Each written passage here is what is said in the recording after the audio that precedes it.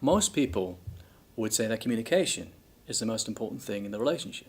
Yet, miscommunication is inevitable. It's going to happen. Conflicts are going to happen. There will be problems. What is important is the repair work that you do in the relationship. And the repair work is the ability to apologize.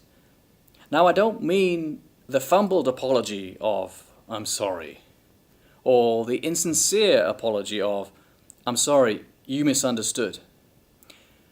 What I mean is the right way to apologize, and that has 3 steps.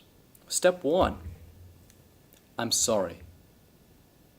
Step 2, "This is what I will do to make it right."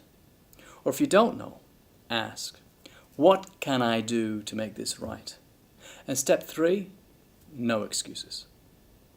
This works with your family, relationships, your friends, your colleagues, and your customers.